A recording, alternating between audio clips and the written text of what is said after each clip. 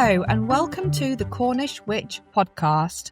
I'm your host Freya, a witch who lives in Cornwall but who isn't a born and bred Cornish maid. Before we dive into the show, I wanted to let you know about a giveaway that I am doing in collaboration with Emily, who runs Black Cat Books in Launceston. For those of you who follow me on Instagram or Facebook, you might have seen the videos Emily and I have been putting out there. We are running a competition for you to win a free set of tarot cards that I am giving away. Emily has started to sell tarot and astrology cards in her store by popular demand.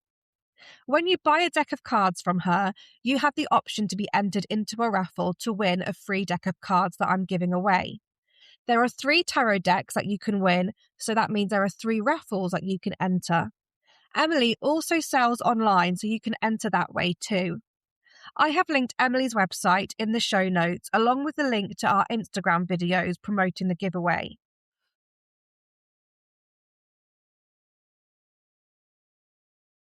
In today's episode, Phoenix and I continue our conversation from last week. Join us as we delve into the fascinating evolution of tarot, from its ancient roots to modern practices, and discuss the interplay between pagan traditions and contemporary spirituality. Phoenix shares his rich stories about the history, symbolism, and personal relationship with tarot cards, setting a foundation for deeper understanding and connection.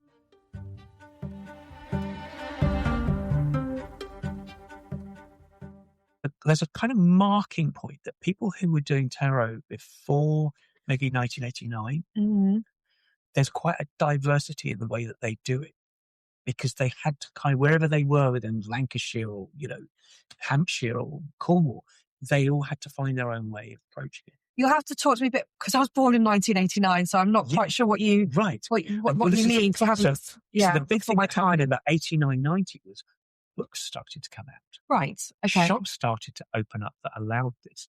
And some of this was following on from, there was a real shift in the 90s that took place with the acceptability of all of this.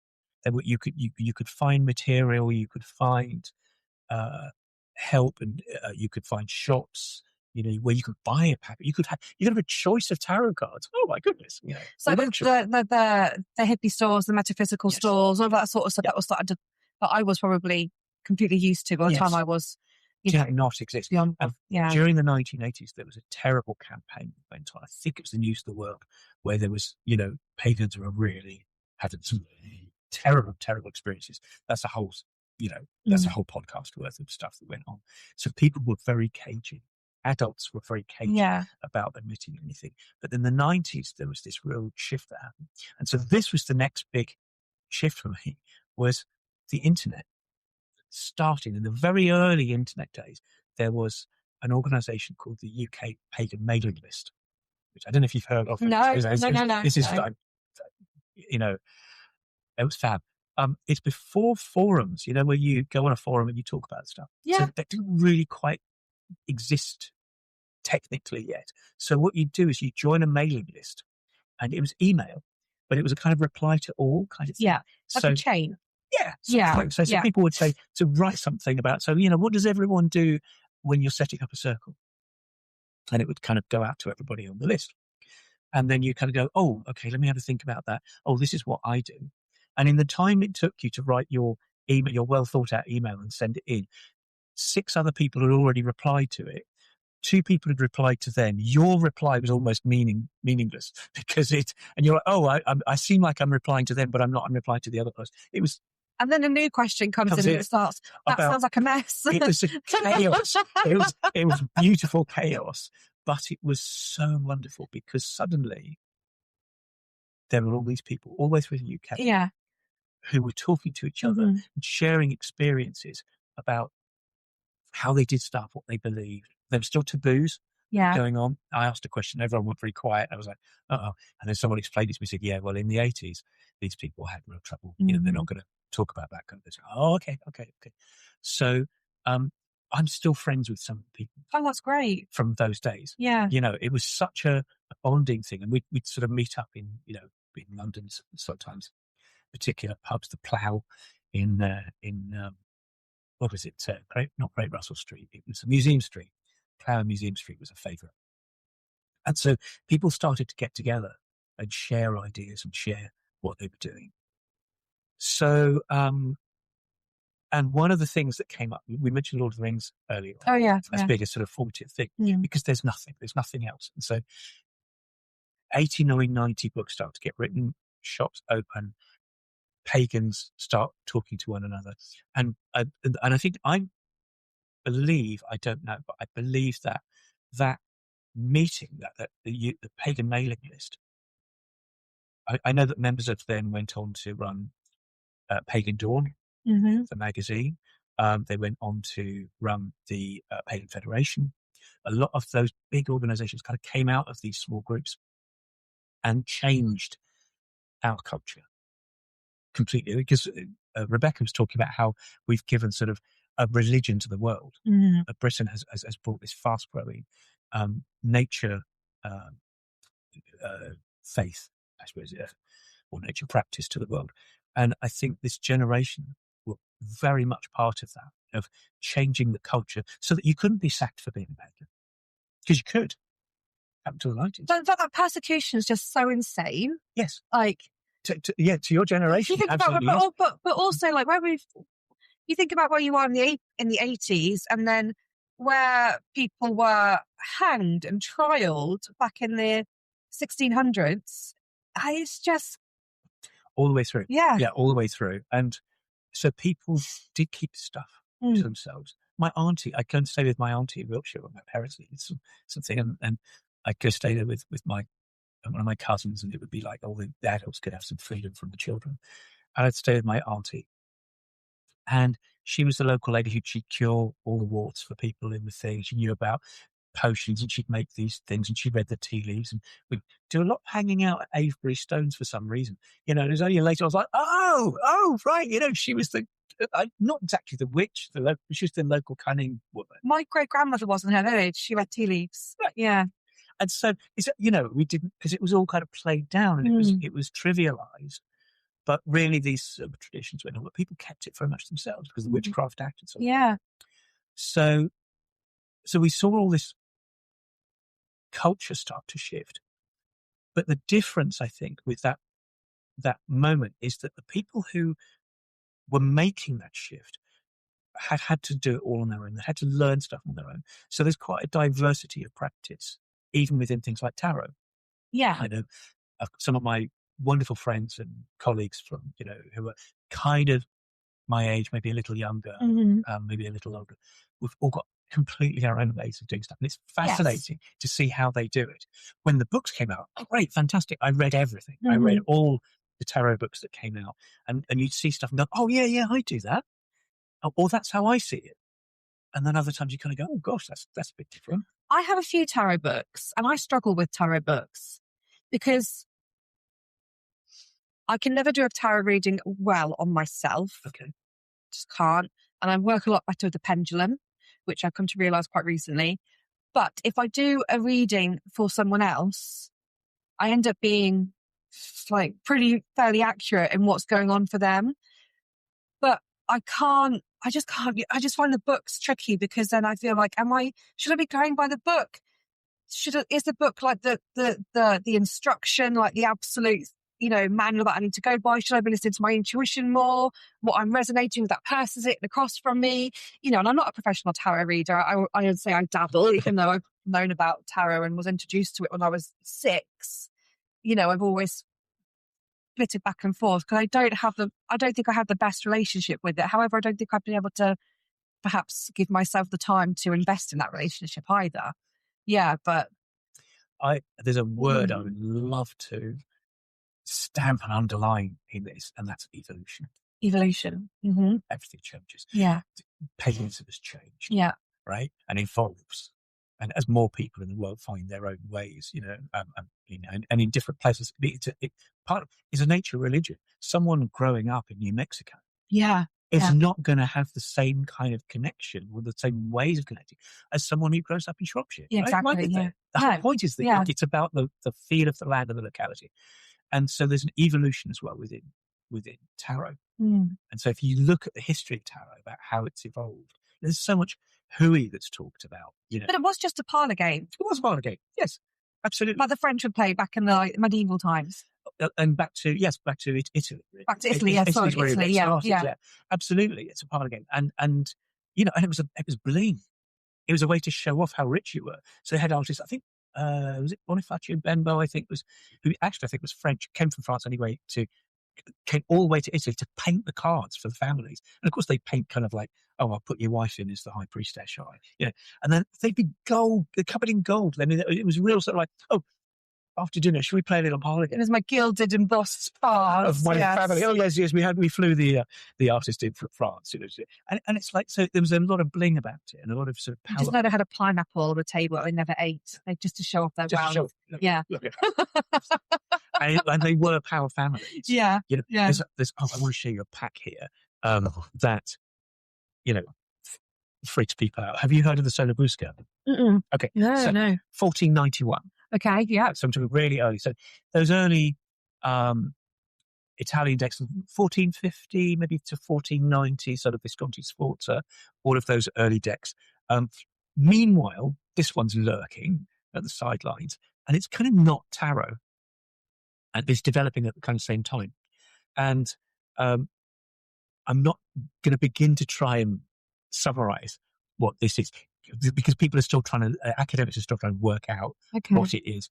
But it might be flashcards for magicians who work for the mafia families to try and do harm to the other magicians working in the other mafia families. So it's not like that. But it was secret for about 500 years. And then they, I'm going to open this up. Let's open this up. This is ridiculous. This pack cost me so much money. It was on eBay. These were on eBay for €1,000. My goodness. I mean, just to describe what I'm seing, it looks like a book. Absolutely. It's got tarot cards in it. Is it okay for me to hold these? By all means, as long as you don't mind the energy. I meant to sift out a couple to show you specifically, but there's some of the images might start to look familiar. Yes. Right? Yes. So every single card here has an image on it. So there's no sort of major arcana. The suits are different. It's a very differently organized pack, but every single card has an image on it. Yeah. Now, around 1907, some of these got photographed for the first time ever. Okay. And they sent the photographs to the British Museum. Yeah. Where Edward Arthur Waite was working. And so here we go. See where yeah. we go, right? Yeah. And so he's like, Pixie, you've got to come and have a look at this, right? And she sees some of these, and some of the images from these, certainly the Three of Swords is identical, right? She's literally gone, that's cool, I'm having that. That really works with Three of Swords. I think the 10 of Swords in here, she's shifted to be the 10 of Wands. Yeah. In the Waite Smith pack. I think one of the Queens is the same. A couple of the Knights are the same. You kind of go, okay, so they did have the whole pack. They had a few, but she's where it's been influenced. Oh, I see what they're doing there. Yeah. Oh my goodness. What if because I know that the Golden Dawn wanted to have illustrations on the minor cards. And so she's like, look, we can do it. There's a precedent. Because they wanted to feel like they weren't making stuff up. Right. Yeah. There's this long history of paganism going, no, it's authentic. We're not making anything up because we're making stuff up all the time. But she sort of looks at this and goes, oh, look, there's a precedent. Okay. So not knowing that it's not tarot, it's something else. So so it starts to join up then. It's really interesting. I don't think I was meant to touch them. Okay, that's fine. For some reason. Do you know what? That's very interesting. I totally get that. I don't use these. No. I bought them because they're extraordinary, and they are beautiful. They were sent to me by the guy who had them done. Thank you so much for bringing them out and showing me them. They are beautiful, but for some reason I just don't think I was actually meant to hold them. No. Yeah.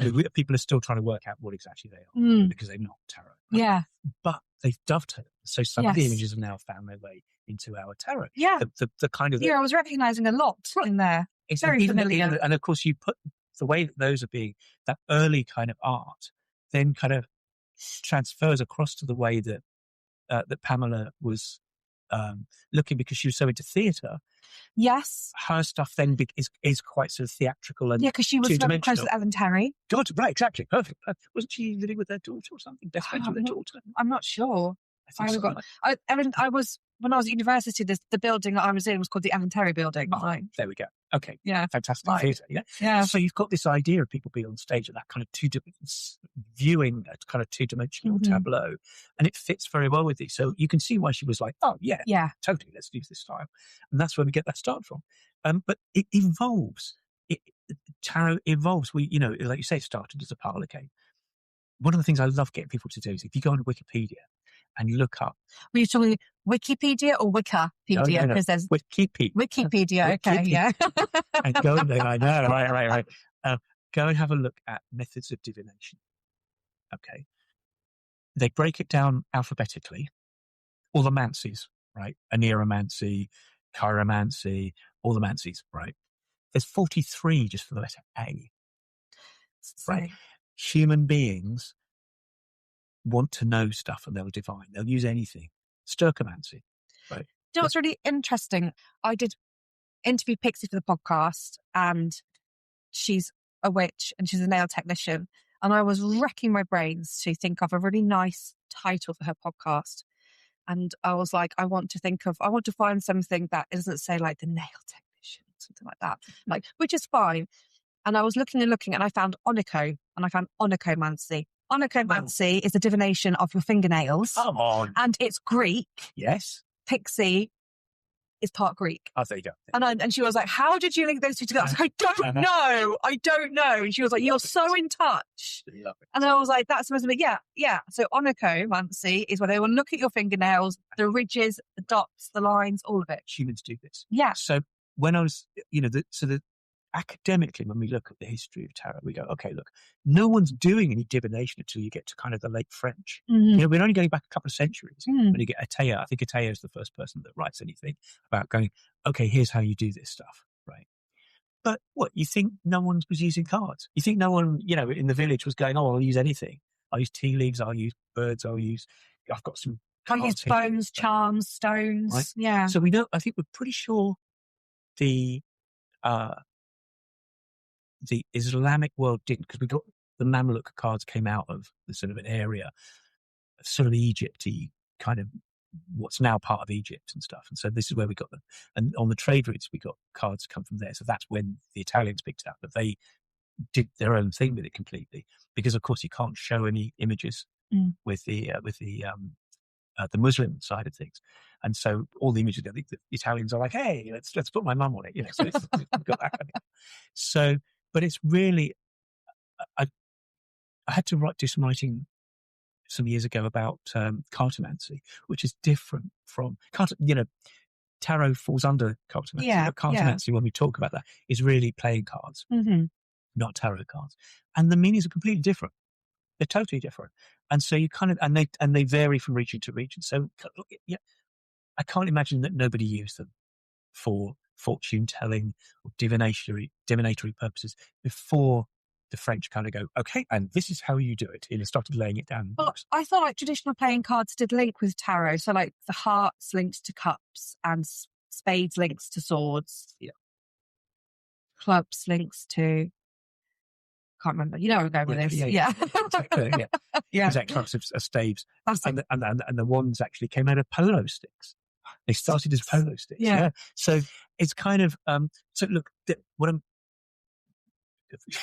rambling about here is it evolves. Yeah. And we make use of it and we change things along the way and how we want to do it. And of course, the Golden Dawn sort of started to say, well, how do we bring together all the Western traditions? How can we get Kabbalah into this? How can we get astrology into this? How can we get numerology into this? How do we get, classicism? And they're trying to, super load the tarot with all kinds of stuff, and would have disagreements. There's disagreements about the order of, and all the way through there's cards that go missing. Some packs are smaller in terms of numbers. You've got the order of the card changes. Again, the numbers came later. You've got all of those characters in the major arcana, but the numbers came much later. and that was really when printing came in. So it's constantly evolving, and the ways that we use it are evolving, and I love it. Yeah. I love the idea. It's not like some book tells you this is how it is. It's like, well, half the books are copying each other, right? And it's like, no, that's helpful. Yeah. It's helpful to see the tradition. It's helpful to understand the symbolism. I think that's really important. You can't sort of use a well-developed medium and then ignore everything about it, right? So, okay, it's got power, it's got meaning, it's got symbolism that's really, really, really useful. Yeah. But it's versatile, and you can develop it your own way, and your relationship with it will be different to anybody else's. And I think that's where if I'm teaching, the books go away. We try and get to each person's personal relationship with the tarot. Do you work with reverse cards? Oh, yeah. Yeah, because there are some books that I have that talk about reverse meaning, and then other books will just not even acknowledge that a card is reversed. And then you feel like, what's right and what's wrong? Because they weren't paid enough by the publishers to bother with it. Sorry. Yeah. Yeah, that's why. So we're not paying you enough. Just do the other ones. So why have 78 cards if you can have 156? So there's and they're not like just opposite meanings. They have really quite different meanings. Very different meanings, reversed. In fact, I'm going to show you another pack. I was going to say, so do you have a favourite? I do. Let's see. But I'm not going to show you the favourite. I'm going to show you these first of all, to show you, because I just want to really go, this is an evolving form, and that thrills me, right? We're not allowed, oh no, this is the meaning of this. No. Look, it's evolving. So have a look at this. So we've got, here's your, is that the Empress you got there? I think it's the Empress you got there, right? Okay. This is my friend's card. Have a look at the back. Oh. Is that death? No, it's just the back of the Empress.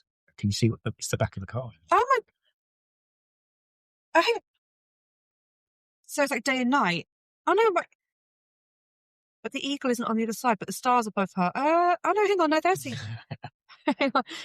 People are listening. What the hell is she talking about? I'm looking at a lot. Hang on a second, guys. You might need to take a couple of photos. The podcast, because it's a very visual thing. So what we're looking at, and you can see here on the Fool. So we've got the Fool as we know him or her. Yeah. And then on the back we've got that flipped sort of dark side. So we're seeing them from behind and stuff. So there was, a long time ago there was, and again going back to the 90s. That's my card. Oh, there it is. Okay. A long time ago, there was, I think it was called the reverse tarot, the inverse tarot, something like that. And it was only from the back of the cards, which was a great idea. These are front and back, which is even better. It's a genuinely interesting thing. And I was actually planning to write a book about the cards from behind. Yeah. Because one of the things I try and do with students is we'll get into you talk about the getting into a liminal state. So we'll do that. We'll set that up, which is why I like to do it in person, in rooms. It's very difficult to do this online. Get everyone into a liminal state, and then they step into their own card, and they start talking to the person that's there, and then they turn right or they turn left. So they're now seeing something that you can't see from the front of the card. Yeah. That can only be their interaction with what's in that card. And that's gold. That's when you start to make the relationship with your tarot. And so this is great. So I'd love to be able to do a book about the reverse. It's so interesting that these two cards have come out. So my number is 11. And so my card is the High Priestess. Right. So that's my sort of, I guess you say my birth cards, because like tarot cards. My friend has the same birthday as me, but she was born a year later, and she's the Empress. Okay. On her card. And so it's 2 and 3. And so these are you just pulled these out like, you pull up my card and you pull up my friend's card, and we both have the same birthday, and it's 2 and 3. So I've come before her, and she's come after me. But then you've then got the control. You've got the controversy element to your birthday as well, because of the 11. Yes, the master number. Then you going to justice, or is it strength? And so there was a big 3. Yeah, you can, because they couldn't decide, because they were trying to ram all of the different kinds of Western traditions all into the cards. They were disagreeing about what was more important when they disagreed, when things didn't quite work. So in the Marseille pack, in the French packs, justice is 8 and strength is 11. So my birthday is the 8th. Oh, wow. Okay, so you've got both. You've definitely got both. I'm the 8th of the 3rd. There you go. So you've got both. So you definitely got that thing. So so then the Golden Dawn changed it so that strength was 8 and justice was 11 because they wanted to try and tie it into other stuff. And then I think Crowley later kind of go, well, yeah, we'll stay with that, but we're going to shift the place in the tree of life. I mean, so the numbering shifts, and so justice is sometimes 8 and sometimes 11, and strength is sometimes 8, sometimes 11, and you've got all of them. Yes, absolutely, they're all yours. Thank you very much. Very cool. They're lovely cards. So do you want to see my faves? Yes, I'd love to say what. Yeah, so what is your favourite deck? Okay, do you know what? I'm gonna. I love how you have yours wrapped in a black cloth because my dad has the exact same with his tarot. I've got some of my. This is where it started. What I used to do when I was full time, I was like 7 days a week doing tarot, and all day, every day. And I mean, that must be quite exhausting. We used to talk. I did my boot camp training at about 3 or 4 different shops in central London. So it was literally every single day I was doing stuff. And we used to talk about psychic burnout. Yeah. But it's not. It's just burnout. It's just emotional burnout. Yeah. You're dealing with really quite difficult stuff or difficult people. Sometimes we used to get some very interesting people. You can imagine central London coming in that we'd have to cope with. And you're just that, or you're doing that all day, every day. Yeah, and you'd get burnt out. And so people would sort of freak out and go. But we used to, I used to wrap the cards in silk because they travel better. Yeah, my dad's wrapped in a black silk. Just they travel well, it protects them, but it does take a toll. I thought I'd show you my favourite pack that I got years and years ago and fell in love with, and they formed the sort of the base of it, which I had to retire, and you'll see why. So what are these? Hang on, what these are the Arthurian. They're based down here in Cornwall. All of this is landscapey Cornwall.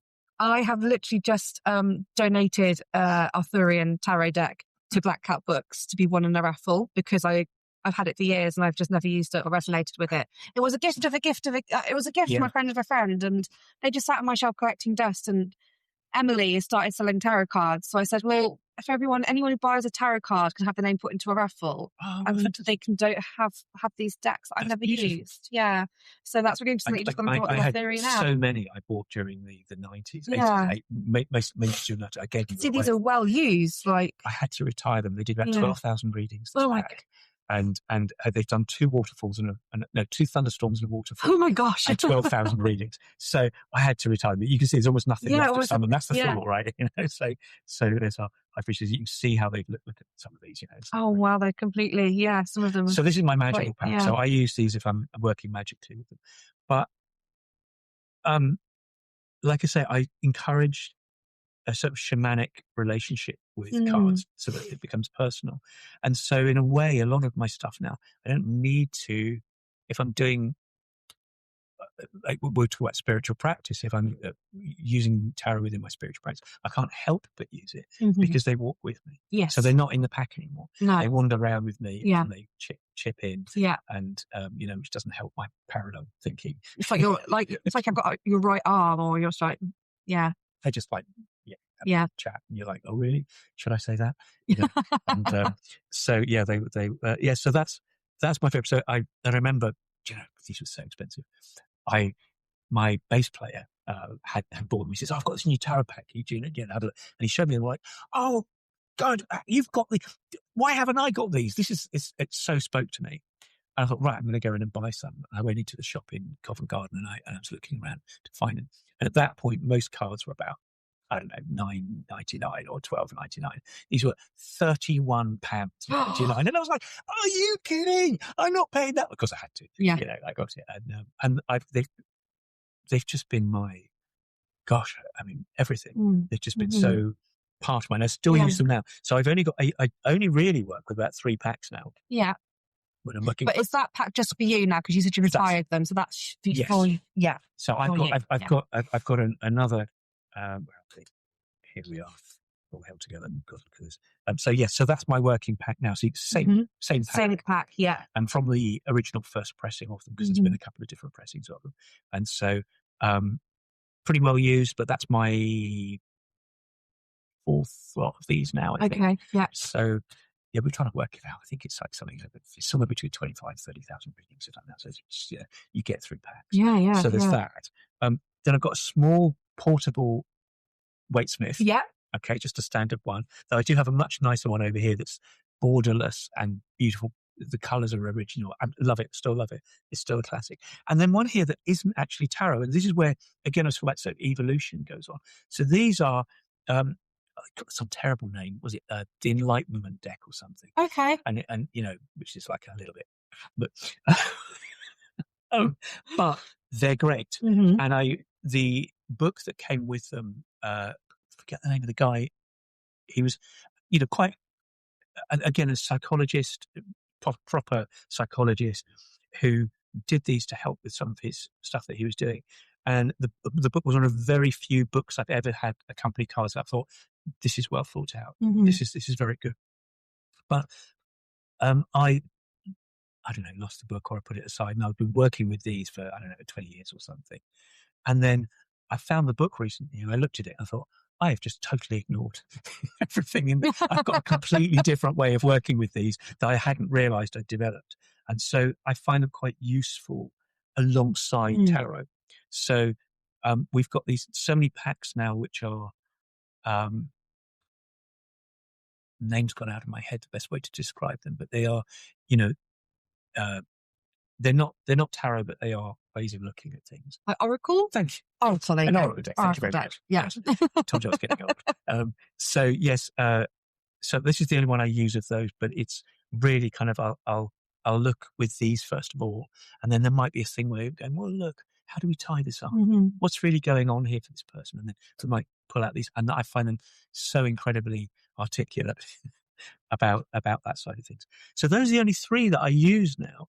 And because these are so landscapey, I tend to start with my Arthurians, and I'll lay them in a way that sets out the landscape, the lay of the land, if you like. Do you have your own way of doing a spread? So you can have like 3, 6, 12 Celtic cross. Like there's so many spreads. Do you have your own? I do. I have one that has become known as the Duralia Double Cross. It's been passed on to students, etc. as a starting place. But yeah, I'll have an idea. And again, the other word that I think I was going to try and do, even the other is structure. I have a very weird relationship with structure. So I'll have an idea in my head about what I want to do with the cards when someone's talking to me about, they might come in and just say nothing, but quite often people come and say, look, I've got something going on. There's this happening. There's that happening. Can we have a look at it? Do you prefer people to prompt, or do you prefer people to just be like, don't tell me anything? Generally, I find, imagine going into a shop and then just staring at the shopkeeper and saying, you should know what I want. Yeah. And they're kind of like, well, I don't know. Do you want shoes? Do you want perfume? I think you're a perfume kind of person. And they're like, they might get it right. They might go, yeah, okay, fine. But generally speaking, it's better if you kind of go, look, I'm in your shop.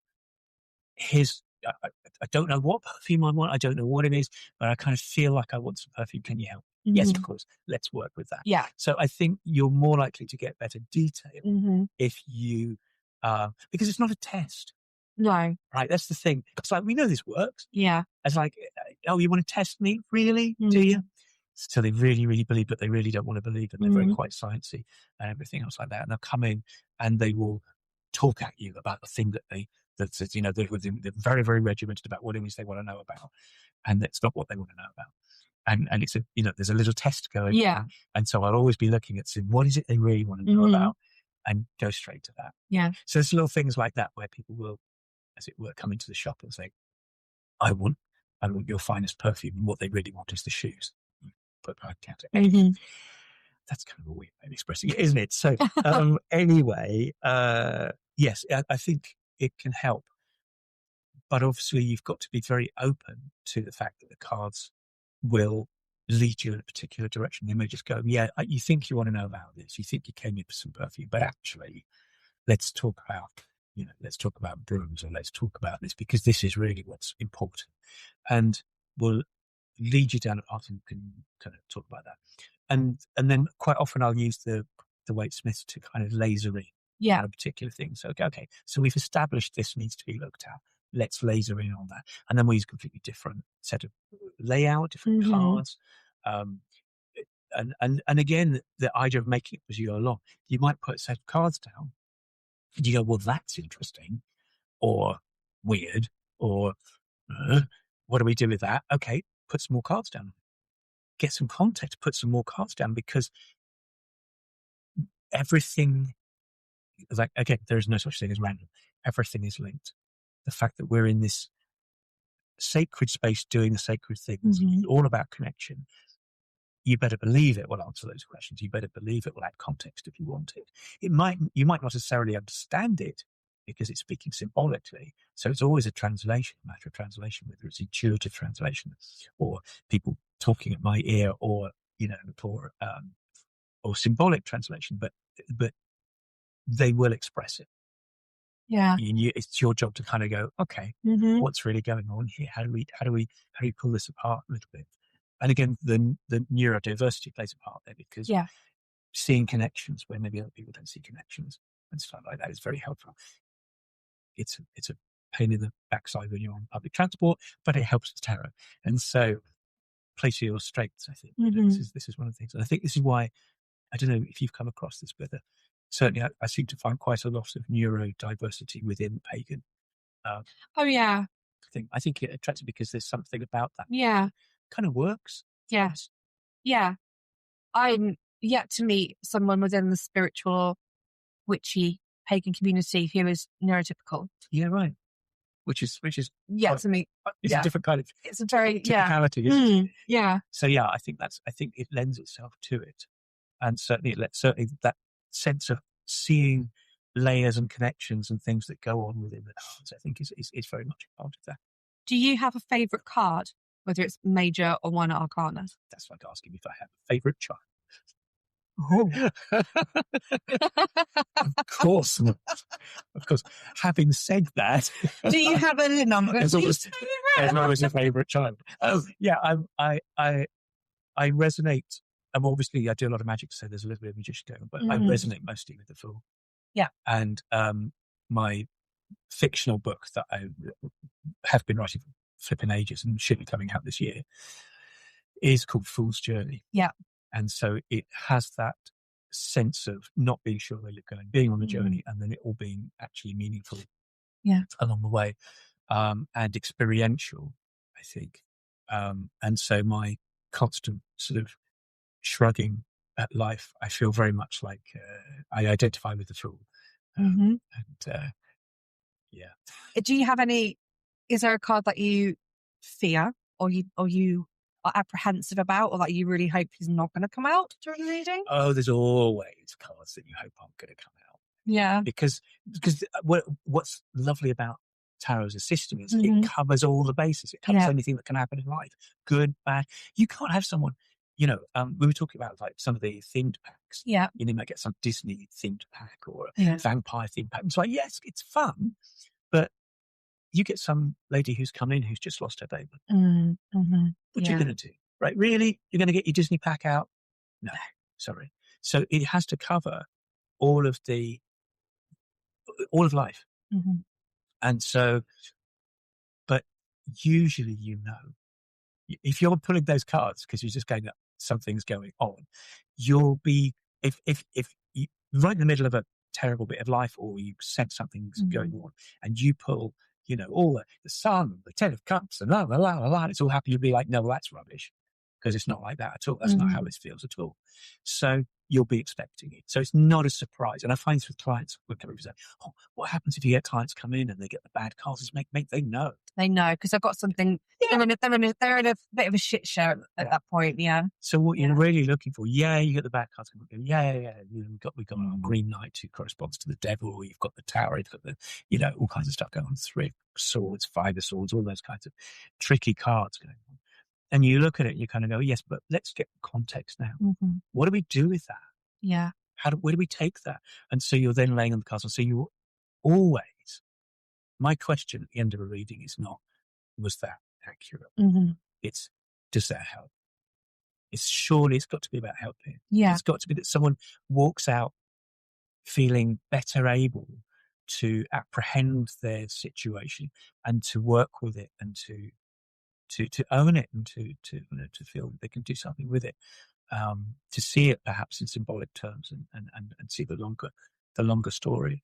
With tarot and divination, and you mentioned earlier when you talked about the very beginning of your tarot journey, when you were, a young boy saying, "Oh, these cards can tell the future." Yeah.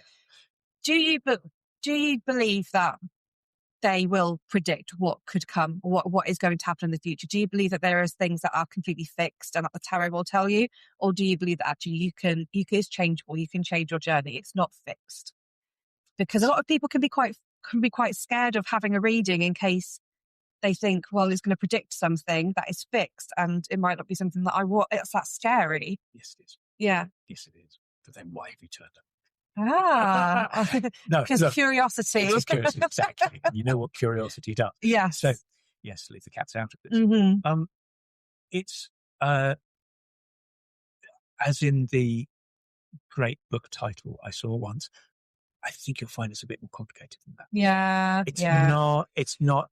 We love these. Yes, but is it true or isn't it true? Mm-hmm. Is it this or is it? We love in the Western world. We're over fond of these kind of false dichotomies. These kinds of this binary thinking. It's not. My experience is that we are working with a complex system, mm-hmm. and we're taking a snapshot mm-hmm. of a complex system. Yeah. And we're looking maybe 3 months back is relevant, and maybe 3 months ahead, 3 or 4 months ahead is kind of relevant.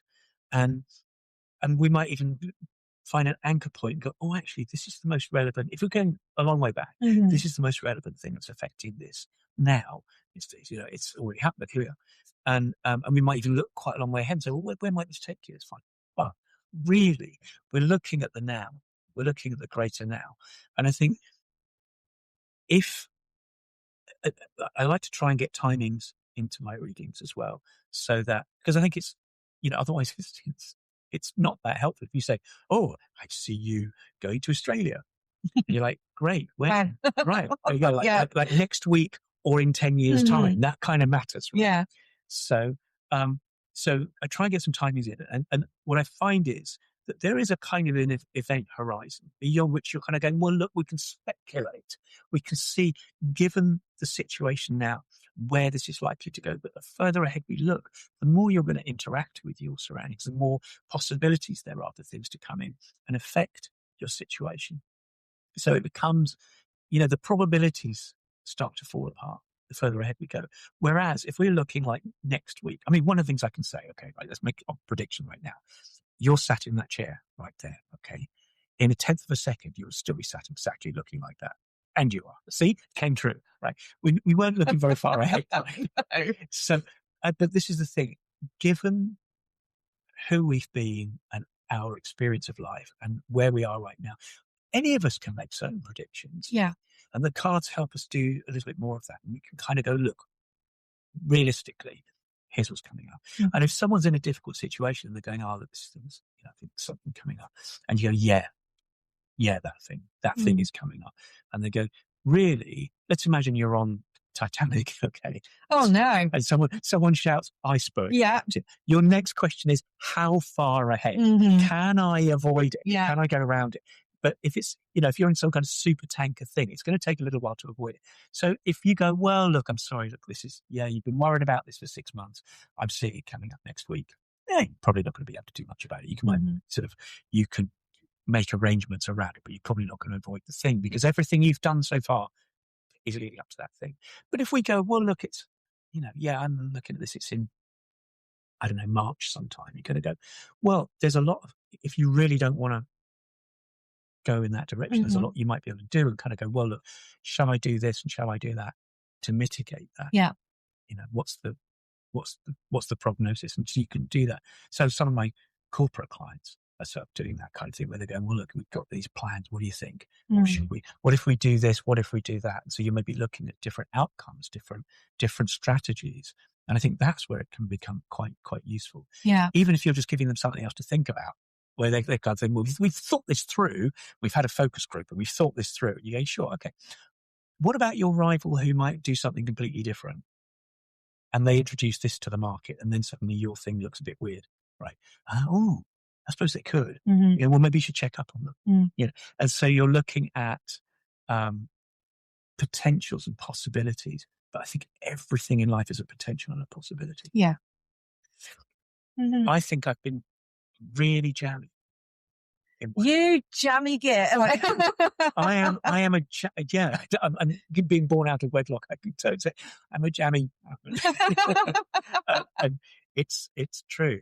And Napoleon used to do this. If he was getting new generals and new people, he wouldn't ask what's their experience or, are they good sort of strategizers? He'd go, are they lucky? Apparently. And it's like, yeah, I get where he's coming from with that. Yeah, I think I've been very lucky. My magic, I work with a lot of jam. Yeah. I like jam. I use jam magic here. Genuinely, I have had to build a metal shed outside the back of my house for my jam and chutney because I keep buying it and I'm not eating it quick enough. But I in fact, and I made some sort of magical jam spoons for people, for some friends and colleagues who I felt needed a bit more jam in their lives. Awesome. So yeah, we did some magical jam spoons. So yeah, it's but I like that about, again, bringing it back down to earth. The magic in the everyday, kitchen magic. Yeah. Right. Making the potions and then drinking them, making them and putting them around the house, in making your jam spoon magical so that every time you put that jam on your toast, you are investing yourself with more of jam. I have a peanut butter spoon because I'm big, and it literally has engraved on it, on the inside of the spoon, it's engraved Freya's peanut butter spoon. And that's a very special spoon. I genuinely think that kitchen and hedgerow magic brings us right back to, because all this, we talk about all these, the mansions and the sky and the polarities and the kind of the lunar palaces, all this kind of thing. Yes, but herbs. Yeah. Yes, but rocks. Yes, but the land. Yes, but the sea. And salt and jam and yeah. I think this is something important. Really, really down to earth. Very natural, cyclical, cellular level. Yeah. This is the things we put in our body, the things we put on our body, the things that are around us. I find beauty is like food to me. And so, there's all kinds of things in my home. My home's an homage to recorded music. It does look like a museum. I think the bathroom's the only room that doesn't have a record player in it. But yes, exactly. If I can find a waterproof record player, we'll put it in there. But yes, but there's all kinds of objects that are just beautiful design, like guitars. I'm not a guitarist, but I've got some beautiful guitars. But you can appreciate the craftsmanship. Absolutely. Yeah. It's just the design. And it feeds me every time I see that beauty. And this is why I'm here in Cornwall. We step out of the door and whatever the weather is, it's amazing. It's just so thrilling. Yeah. It's a very different way of life down here compared to London or the Midlands or anything really north of the Tamar. I'm just not that we're biased or anything. I'm on the Devon Cornish border, so Dartmoor's lovely. But I think, do you think the people who live here, the Cornish, people born in Cornwall, have every right to be proud. They're so proud. I mean, absolutely, yeah. But the people who've moved here, none of us moved here for work, right? No, I didn't move here for work. My family was down here and I needed to change. No one moves to Cornwall for work, so you're here because of other factors. And the other factors are the outside, the land, the sea, the sky, how it moves you. So it already says something about you.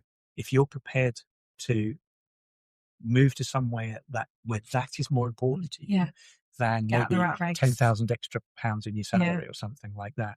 It's so, so we've all got that in common. And, when I first moved down here 25 years ago, I was walking down the road and people would stop you and say, "Oh, did you see the sunset last night?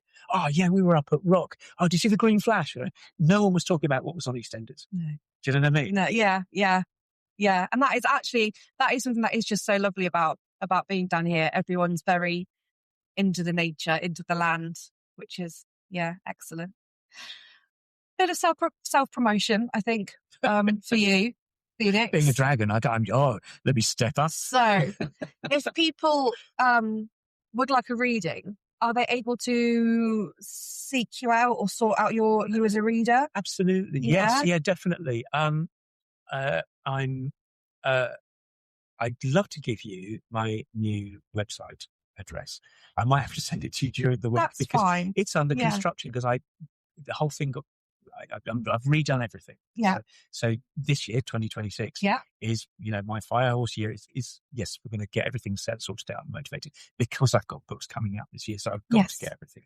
But there will be a website link. Yes. You can contact me through the website. Lovely. And maybe if I can't get it up in time, I'll put my email. For tarot up. I do readings online for people because some of my clients are in Africa and Australia and America and stuff like that. So, and I do keep late hours for those people. Okay. With, time zone differences. Yeah. But yes, absolutely. Drop me a line. And yes, absolutely, of course. And with your book, I know you've got books. Books. Plural, yeah. Plural, yes. But I know you have one that is going to be due out this year. It has to come out. So would you like to talk a little bit about that? Because it sounds very exciting. Will shoot me. Actually, funny enough, my publisher has just brought his own book out. So really? I have no excuse now. I received it in the post yesterday and I was like, okay.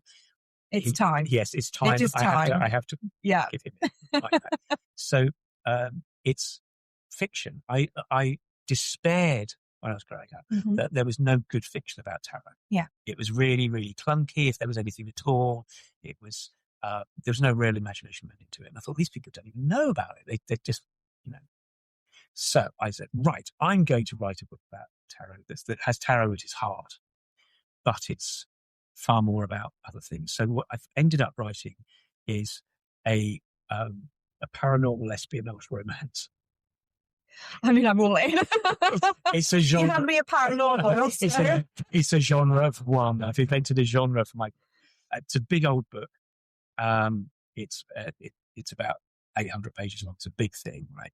So, but the very quick potted thing is it's about a tarot reader who has been traumatized and she's now unable to read anymore. Mm-hmm.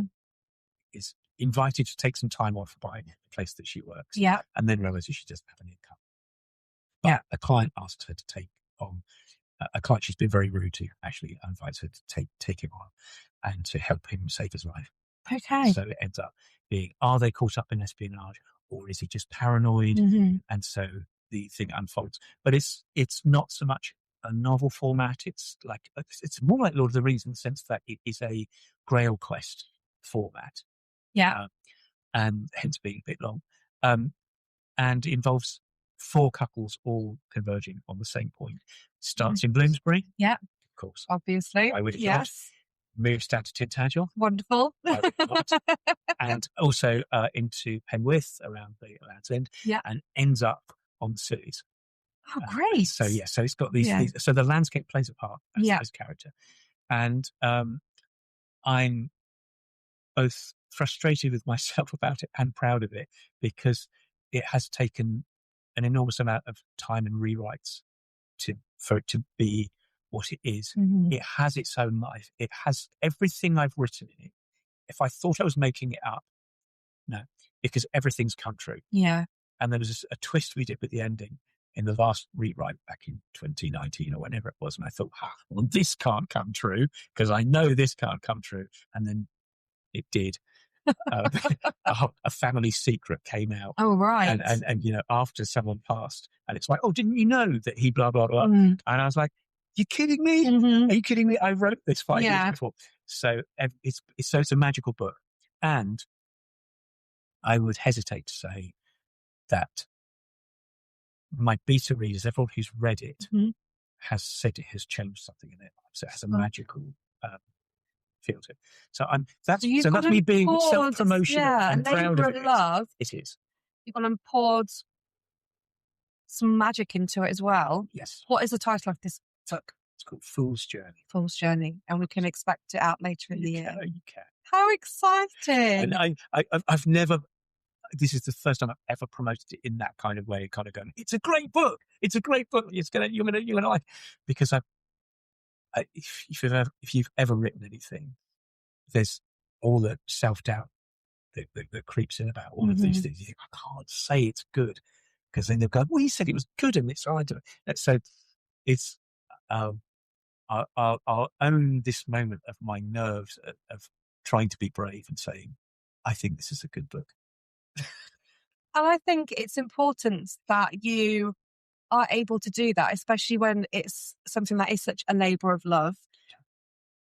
People have opinions. People have different tastes. If we didn't, we'd be bloody boring. Yes. And, some people might have a completely adverse reaction to it. It's not... I think you still do a good job, to be honest. If someone has an adverse reaction to something and they go, oh, it's absolutely awful, can't stand it, but they can't stop talking about it, right. Your job's done. I think you'll know it's. I've been very careful with the cover, because obviously I was a professional photographer for years. People said, "Oh, why aren't you just taking the photo for it?" I'm going, no, you don't understand. I want people to look at it and go, "This is for me." Yeah, they'll know. I think if you look at the cover and you go, This is a book for me, I think you'll be right. And I think if you look at it and think, no, it's one of those books, then it's not. Well, I look forward to it launching, wherever your book launch will be. So maybe we should do something on Black Cat. Well, that's what I was just about to say. We should strong arm Emily and say, can we get some She would love it, absolutely. Some tea and cake. And what. She would, absolutely love it. And she would, have you on she'd do a little panel with you and people will come in and she's had some great speakers there. She really has. Really, really really, really fun. But I'll also try and get some how-to books out this year. I will do an introduction to tarot. And I'm going to do one especially on the court cards, because everyone has difficulties with the court cards. They're a bit tricky. So I'm going to do a specific one on the court cards, and they'll come out this year as well, just to help people along at that beginning stage. Oh, can I self-promote about my podcast? So I've got a podcast coming up this year as well, where it's going to be on YouTube. And I'm going to do 2 on tarot. One is going to be more aimed at people doing sort of, it's worky stuff, it's corporate-y kind of stuff, where people are doing, needing to look at really quite specific stuff with all of that. But I'm going to do one where we're going to look really in depth. It's not TikTok, it's not Instagram. We're going to really look at each card in total depth. And I'm hoping to bring the cards alive. Interesting. Because no one wants to be looking at me talking at you for an hour. I mean, that's, So I'm going to try and work with technology to animate the cards. We're going to bring them alive so that they can start doing stuff. So it should be called Tarot Comes Alive. Amazing. And that's fantastic. Something I really want to do because people, I love that. I'm not knocking TikTok or Instagram at all. I think it's fantastic that people are discovering this for the first time. There was a massive uptake during lockdown. Oh, that's huge. It was enormous. Gosh, I could talk about that for hours. But really, it's wonderful. We've got the whole new set of people that are really into it. But at quite a basic level, quite a superficial level. There's a lot of misinformation out there. There's tons of such nonsense. So there's a lot of nonsense out there. And some people are going to, it will have been a fad. They'll have got into it and then it'll just be something they got into and they'll move on. But there's going to be a lot of people who go, actually, this is pretty cool. Where can I find out more? And so I want to try and make something there for people to kind of go, okay, if you want to go deeper into this, let's do it. Let's go and have a look at each card. Let's really see what this is really all about. Yeah. Excellent. Bring some more people in. Because the more people who take this up, these are going to be the next generation of people using tarot. They are going to take it in their direction. Yeah. Yeah. And we want to make sure that they have the right information. It's evolutionary. Yes, exactly. Yeah, exactly. And use it for their own purposes. And that's fantastic. That's really exciting. Phoenix, thank you so much for coming onto the podcast and recording this episode with me. I've really, really enjoyed it. I'll take some pictures of your cards that you've brought in so people can see what you've brought in to show me. And I'm going to have you back on for another episode because there's just so much more that we could talk about. I mean, we were having a good chat prior to sort of recording and talking about remote viewing and things like that. Yes. So, There's some remote viewing in the book as well, in Fool's Journey. Amazing. So I don't think it's all in there. This is not going to be this is not going to be the last time. This is the first of many, hopefully. Well, maybe if I come back when there's actually something up, we can bring it in. Perfect. That would be lovely. That would be amazing. Yeah. Look forward to that. You're so going to have to edit this. We've been talking. I don't know how many hours we've been talking. Well, when I had Megan with me, we were chatting for 4 hours. Oh my goodness. So we're okay. We're not too bad. Where are we? My goodness, we're 2 hours and 46 minutes. Yeah, it's going to have to be a 2-part episode, I think. Maybe 3. That's how it's going these days. I think this is series 2 of the podcast, and we are now. I've already had to do 2. 2 people have had 2-part episodes so far. That's interesting. So, my episode's starting to get longer. I'm not mad about it. Luckily, I've been able to. I suppose as being the snake, I'm very structured and planned, and I have my evenings that are just for editing, and so those evenings are going to get longer. Gosh, I love editing. I love that you're doing this as an audio podcast. Oh, thank you. I do love audio. I'm a big podcast fan. Oh, yeah, yeah. And it's great. I can be in the kitchen, I can be doing cooking, Exactly. washing up, and I can be listening to something really interesting. In the car, cleaning. Yeah. No, I love audio podcasts. Thank you. Excellent. Well, It's been fantastic. Thank you so much for inviting me. You're very welcome. Yeah. Thank you for bringing your cards. And I'll have to have a reading with you at some time as well. Yes. Come on over, Yeah. And I can just say, I love doing readings in person. Yes. Something that happens. It works just fine online, and that's absolutely fine to do that all the time. But I love it when we can do it in person because something else happens. Something happens in the room. Energetically. Yeah. Absolutely. Phoenix, thank you so much. And lots of luck with the book. Thank you so much. Thank you.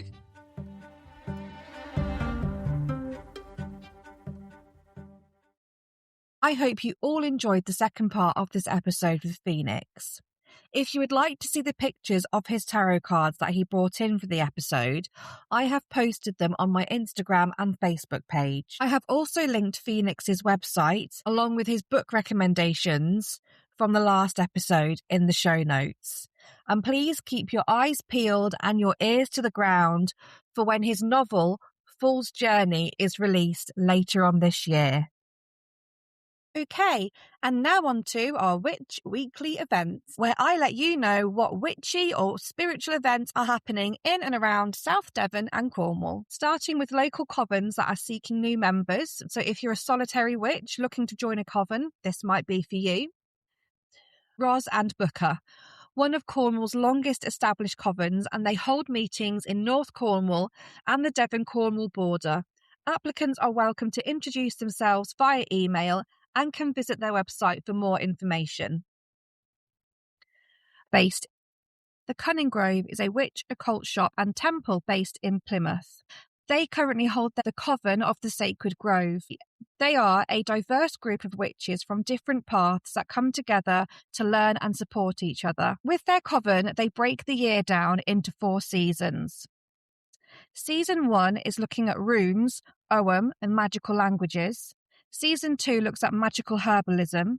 Season 3 is trance work and otherworldly travel and flight.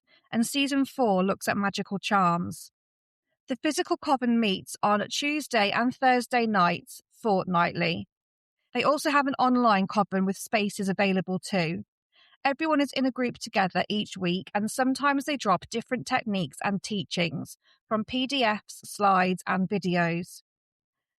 Joining the coven comes with a range of benefits too. You can get money off on the shop and services, and you can also make use of the Coven Library, which is for local members only.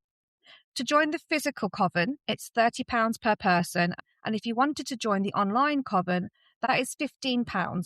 If you would like to get in touch, you can message them through their Instagram page or Facebook, and I've also added their email address in the show notes. If you run a Coven or hold a sister circle in Cornwall or South Devon, and you're open to having new members join you, please let me know and I will give you a shout out on the next episode. Witchy and spiritual events.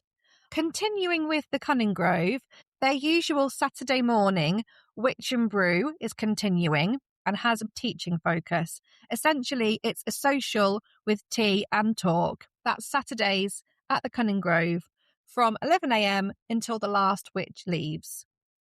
The Cunning Grove are also holding a Witch and Stitch on Wednesdays. It's a weekly crochet, knitting and a witchcraft session, and both of these are free. Looking forward to this weekend, the Cabinet of Folklore and Magic in Falmouth are holding tarot card readings this Saturday, the 28th of February, from 12 p.m. until 5 p.m. Also on Saturday, the 28th of February, from 8 p.m. until 11 p.m. at Jacob's Ladder in Falmouth, a night of music, dancing, storytelling, tarot readings, raffle prizes, and revelry is being held to support an independent film called Julia, Lost in the Woods. Fancy dress is encouraged, with the theme being fairy and folklore inspired.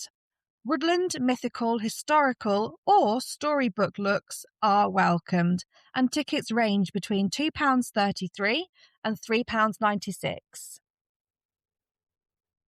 And on Saturday, the 28th of February, at Bude and North Cornwall Golf Club, tarot reader Emma Jane Saunders, who goes under the name of Dragon Goddess Healings, will be holding tarot card readings from 11 a.m. until 3 p.m. for 30 minutes at £20, and a percentage of the proceeds go to charity. Looking towards the week ahead now, and The Witch in the Wilderness is holding a 5-week journey of self-discovery called The Hidden Path. Step into the hidden path and begin a transformative journey of spiritual exploration, personal growth, and intuitive awakening. Guided by Ayla and Angie, this 5-week course is designed to help you reconnect with your inner wisdom, deepen your spiritual practice, and discover the path that feels true to you.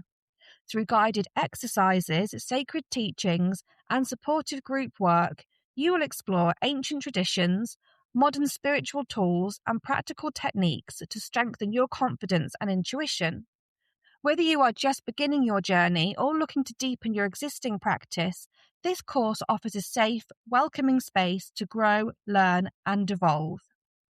Each session encourages reflection, empowerment, and connection, helping you uncover your unique gifts and walk your spiritual path with clarity and purpose. It's £15 per session and the spaces are limited. Also on Thursday, the 5th of March, the lovely Megan Field at Sacred Kerno Circle is holding an International Women's Day Circle. This will be from 7 p.m. until 9:30 p.m. Join Megan for an in-person women's circle in Liscard to celebrate the upcoming International Women's Day. You will gather in ceremony, connect with the land, strength, stories, and wisdom of women everywhere. Through meditation, sharing, and simple ritual, you will explore what it means to rise, rest, and reclaim your power together. The circle is a space to be witnessed, supported, and inspired, and a space to honour just how blooming strong we are. Megan will also be holding a day retreat on the actual day of International Women's Day, which is also my birthday, on Sunday the 8th of March. On the 7th of March in Perranwarthal, Hexhibition is holding an art collective event. Join them for an evening of slow-looking, dark themes and original works that ask for time, attention, and reflection. Some honourable mentions. Liz Williams, who runs Penzance Pagan Moot, is running an open call for witchcraft zine submissions, or zine submissions, depending on what way you'd like to pronounce it. The closing date for this is the 28th of February, and I have linked Liz's contact details in the show notes. And last but certainly not least, the lovely Trudy Holden, who runs Wild Samsara, who joined me in season 1 for the episode of The Womb Healer. She would like to share that she is still accepting applications for her 1 year of the Earth Womb Shamanic Immersion. This will be starting at the spring equinox on the 21st of March. You can join Trudy, and she will be holding this for the 4th year running for a deep immersion with Mother Earth as a living, breathing mirror of our own human experience, activating ourselves and the sacred land of Cosguis, as you will meet 8 times throughout the year for ceremonies and retreat days. But please note, this is a feminine immersion of self-discovery and not practitioner training. Links to all of the events that I have mentioned are in the show notes. If you have an upcoming witchy or spiritual event this month and you would like me to do a shout out on the show, then please contact me. My details are in the show notes, and you can find me at the Cornish Witch Podcast on Instagram or Facebook. That is everything I have for you for this episode.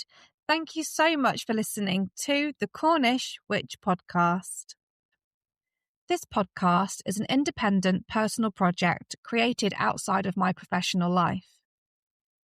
It exists as a space for conversation with witches, spiritual practitioners, and those walking their own paths, sharing lived practice, ritual, experience, and folklore often rooted here in Cornwall and the land itself. If you value these conversations and would like to support the continuation of the podcast, there is a voluntary link in the show notes.